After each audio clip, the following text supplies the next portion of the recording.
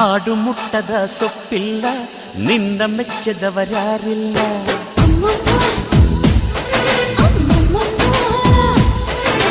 ಜೇನಿಗಿಂತ ಸಿಹಿ ಬೇರಿಲ್ಲ ನಿನ್ನ ಮುದ್ದಿಗಿಂತ ಸಿಹಿ ಬೇಕಿಲ್ಲ.